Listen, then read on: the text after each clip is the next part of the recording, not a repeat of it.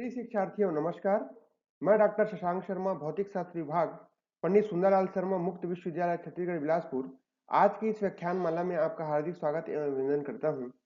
आज के इस वीडियो लेक्चर में हम रिफरेंस फ्रेम अर्थात निर्देश तंत्र और उसके प्रकारों पर विस्तार से चर्चा करेंगे। चलिए अब हम शुरू करते हैं निर्देश तंत्र का टॉपिक। निर्देश फ्रेम अर्थात रिफरेंस फ्रेम भौतिक विज्ञान की वह आधारशिला है जो यह तय करती है कि हम गति, बल और ब्रह्मांड को किस दृष्टिकोण से देखते हैं। रिफरेंस फ्रेम या निर्देश फ्रेम की अवधारणा आधुनिक भौतिकी का केंद्र बिंदु है, अर्थात भौतिकी से यांत्रिकी में और यांत्रिकी से गति के नियम को लागू करने में रिफरेंस फ्रेम बहुत अधिक महत्वपूर्ण भूमिका निभाता है। निर्देश फ्रेम का टॉपिक शुरू करने से पहले हमें इस बात पर फोकस करना चाहिए कि निर्देश तंत्र या कोऑर्डिनेट सिस्टम क्या होता है। दैनिक जीवन में हम अनेक प्रकार की स्थिर तथा गति अवस्थाओं का अनुभव करते हैं। यह चलती हुई कार, चलता हुआ स्कूटर, उड़ती हुई चिड़िया आदि सभी गति के उदाहरण हैं।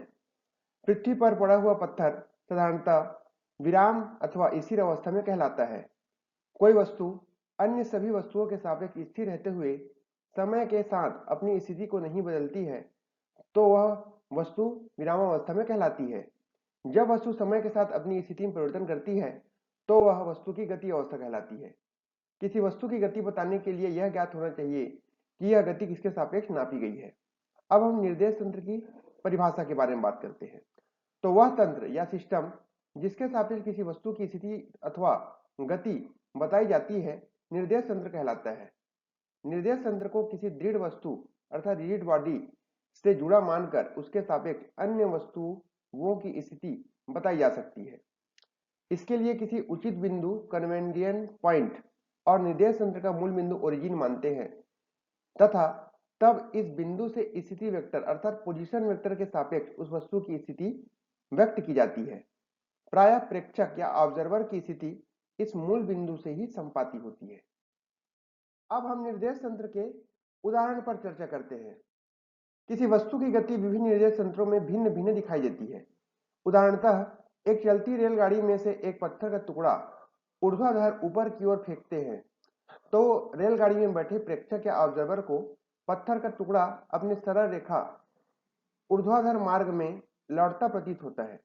अर्थात प्रेक्षक को पत्थर का टुकड़ा अपने तरफ सरल रेखी ऊर्ध्वाधर मार्ग में वापस लौटता हुआ दिखाई देता है, जबकि पृथ्वी पर खड़े ऑब्जर्वर या प्रेक्षक को पत्थर के टुकड़े का मार्ग परवलयाकार प्रतीत होता है। साधारणतः हम ये कह सकते हैं कि किसी वस्तु की गति को व्यक्त करने के लिए उस निर्देश तंत्र का उपयोग करते हैं जिसमें गति सरल प्रतीत होती है। विभिन्न निर्देशांक पद्धतियां डिफरेंट कोऑर्डिनेट सिस्टम्स किसी वस्तु अथवा कण की गति का वर्णन करने के लिए समय के साथ उसकी स्थिति में परिवर्तन का ज्ञान होना आवश्यक है। अतः निर्देश तंत्र में किसी कण की स्थिति प्रदर्शित करने के लिए निम्नलिखित 4 निर्देशांक पद्धतियों का उपयोग करते हैं। ये 4 विभिन्न निर्देशांक पद्धतियां हैं। पहला है कार्तीय या समकोणीय निर्देशांक पद्धति, कार्टेशियन और रेक्टेंगुलर कोऑर्डिनेट सिस्टम। दूसरा है समतल ध्रुवीय निर्देशांक पद्धति, प्लान पोलर कोऑर्डिनेट सिस्टम। यदि कण द्विविमीय अर्थात 2 डायमेंशन में होती है तब हम इस निर्देशांक पद्धति का उपयोग करते हैं। तीसरा गोलीय निर्देशांक पद्धति। चौथा बेलनाकार निर्देशांक पद्धति। विभिन्न निर्देशांक पद्धतियों का चित्रीय निरूपण। तो पहला है कार्तीय या समकोणीय निर्देशांक पद्धति। इस कार्तीय निर्देशांक पद्धति में किसी बिंदु P की स्थिति हम समकोणीय एक्स वाई जेड एक्सिस के अनुदिश निर्देशांक एक्स वाई जेड द्वारा व्यक्त करते हैं।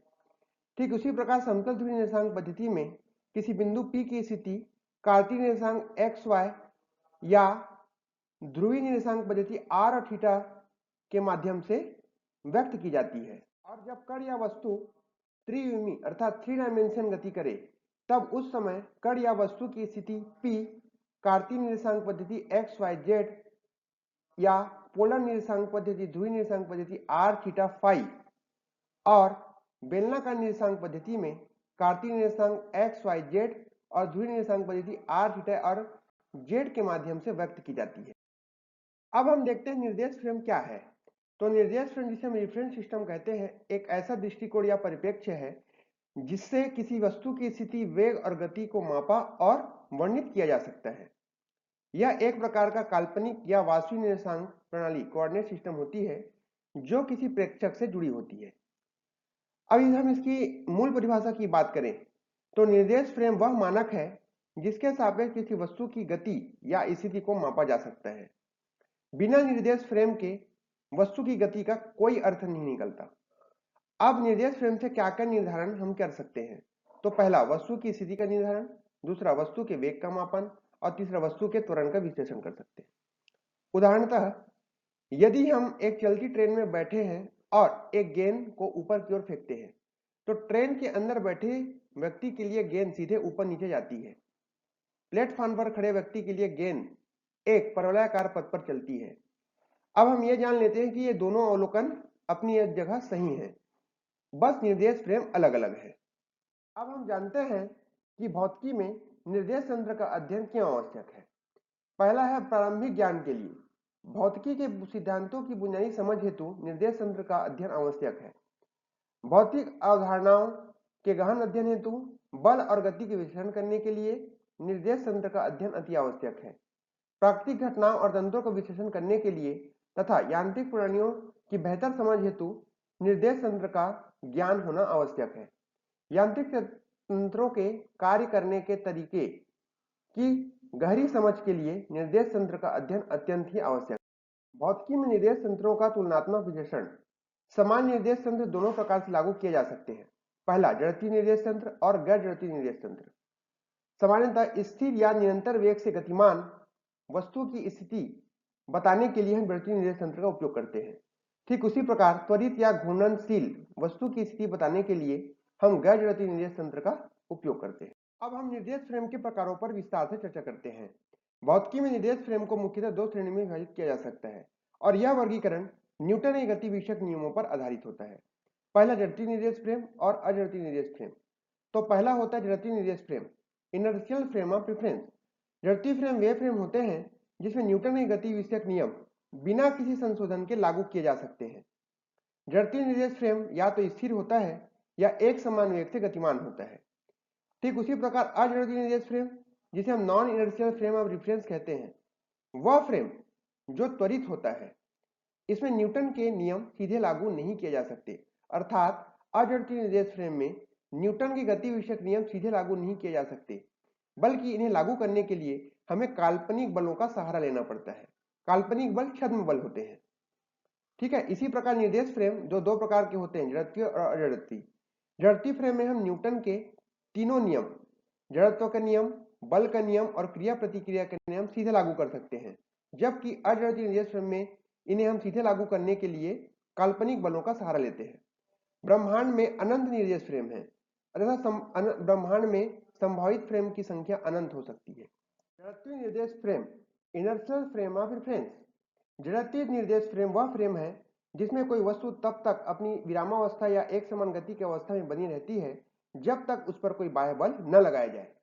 यह न्यूटन के प्रथम नियम, जड़त्व के नियम की प्रत्यक्ष अभिव्यक्ति है।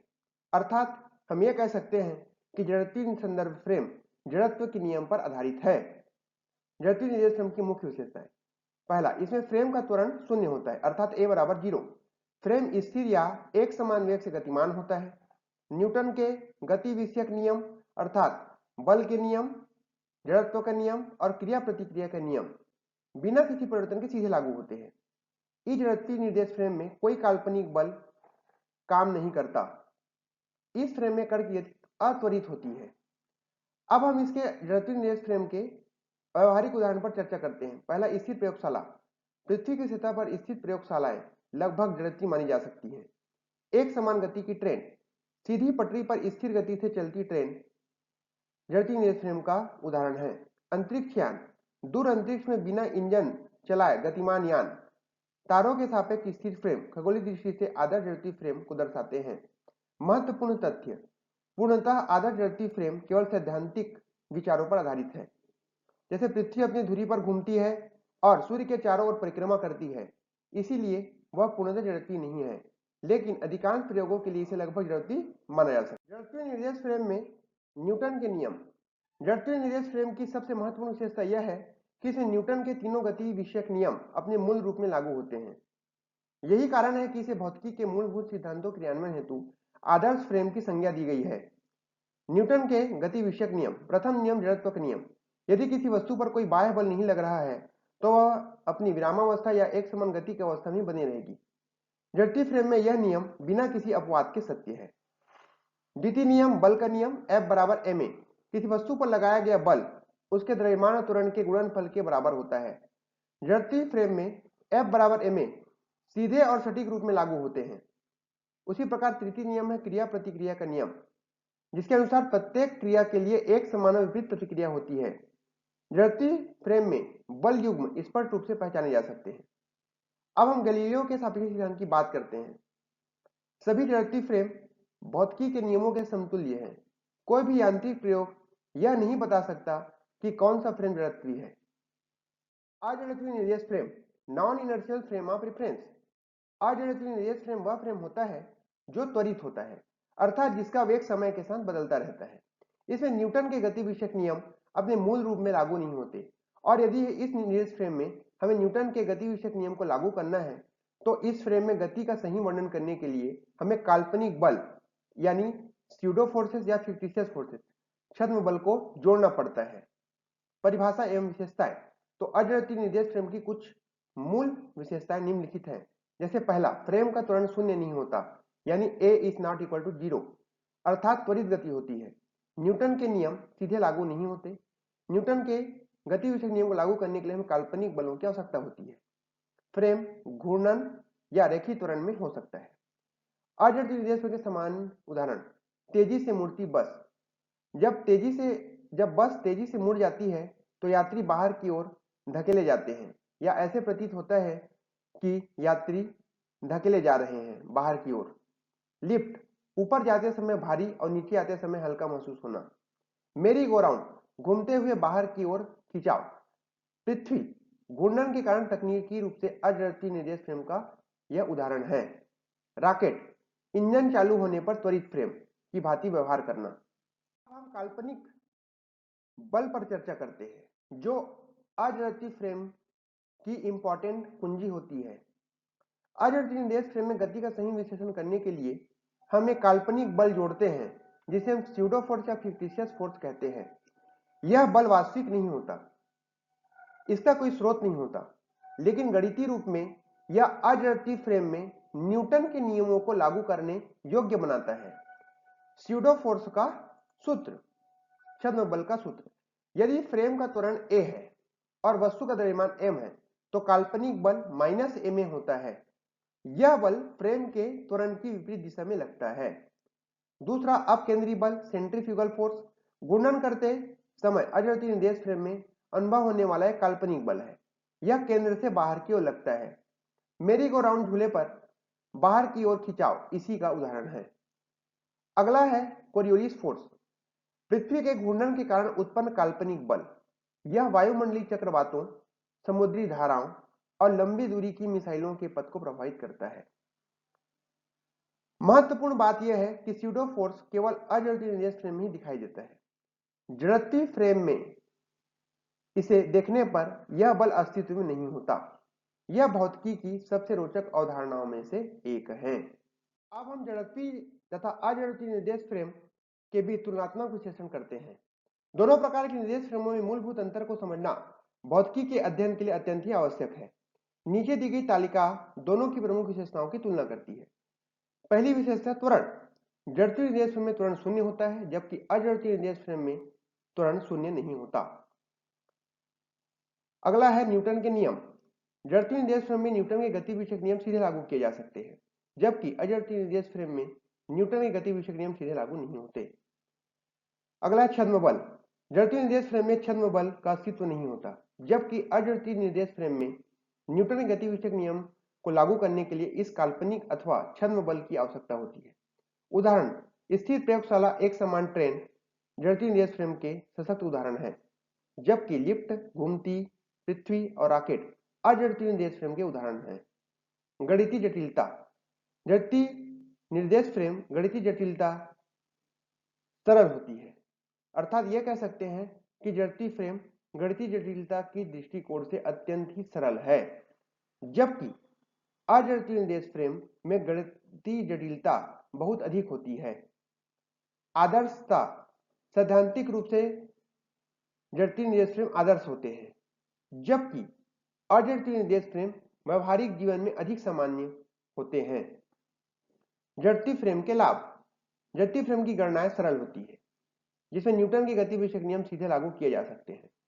भौतिकी के अधिकांश मूलभूत सिद्धांत इसी फ्रेम में विकसित हुए हैं, जबकि अजड़ती निर्देश फ्रेम का महत्व हमारे वास्तविक जीवन में अत्यधिक लाभदायी सिद्ध होता है। अंतरिक्ष यात्रा और इंजीनियरिंग में इसकी समझ अविश्वसनीय है। हम संदर्भ फ्रेम की वास्तविक जीवन में अनुप्रयोग पर चर्चा करते हैं। संदर्भ फ्रेम की अवधारणा केवल सैद्धांतिक नहीं है, यह हमारे दैनिक जीवन, तकनीक और विज्ञान के हर क्षेत्र में अपनी महत्वपूर्ण भूमिका निभाती है। वास्तविक जीवन में इनके कुछ अनुप्रयोग निम्नलिखित हैं, जैसे पहला जीपीएस और उपग्रह नेविगेशन। जीपीएस सिस्टम उपग्रह पृथ्वी के चारों ओर घूमते हैं, जो एक अजड़ती फ्रेम है। सटीक स्थान निर्धारण के लिए सापेक्षिकता सिद्धांत और संदर्भ फ्रेम में सुधार अत्यंत ही आवश्यक है। बिना इस सुधार के जीपीएस प्रतिदिन कई किलोमीटर की त्रुटि देता है। अगला है मौसम विज्ञान और चक्रवात।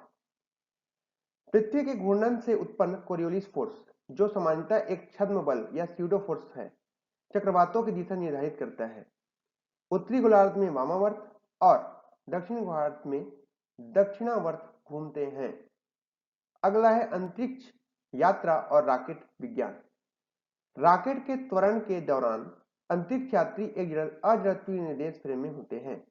उन्हें अतिरिक्त गुरुत्वाकर्षण जैसा अनुभव होता है, जो छद्म बल का प्रत्यक्ष प्रभाव दर्शाता है। मुख्य निष्कर्ष। संदर्भ फ्रेम निर्देश फ्रेम या रिफरेंस फ्रेम की अवधारणा भौतिकी की नींव है, विज्ञान जगत का आधार है। इसे समझे बिना किसी वस्तु की गति और उस पर लगने वाले बल का निर्धारण नहीं किया जा सकता। इसके बिना ब्रह्मांड की संपूर्ण व्याख्या अधूरी है। उपरोक्त आरेख तीन मुख्य अवधारणाओं के बीच संबंध को दर्शाता है। संदर्भ फ्रेम से जड़ती निर्देश फ्रेम और अजड़ती निर्देश फ्रेम की ओर प्रगति इसी पर आधारित है। संदर्भ फ्रेम वह दृष्टिकोण है जिससे हम वस्तु की गति या स्थिति माप सकते हैं। हर ऑब्जर्वर का अपना एक अलग संदर्भ फ्रेम होता है और सभी अवलोकन उसी के सापेक्ष किए जा सकते हैं। जड़ती निर्देश फ्रेम स्थिर या एक समान गति वाला फ्रेम है, जिसमें न्यूटन गति विषयक नियम बिना किसी संशोधन के लागू किए जा सकते हैं। यह भौतिकी विज्ञान का एक आदर्श फ्रेम माना जा सकता है।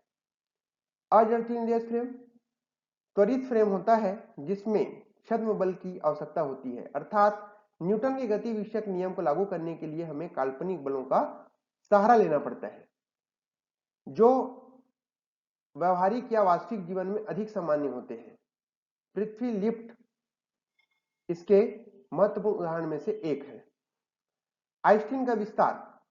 आइंस्टीन के सामान्य सापेक्षता सिद्धांत जनरल थ्योरी ऑफ रिलेटिविटी ने इस अवधारणा को और आगे बढ़ाया, गुरुत्वाकर्षण बल और त्वरण को समतुल्य बताया, जिससे निर्देश फ्रेम की अवधारणा ब्रह्मांड स्तर पर महत्वपूर्ण साबित हुई।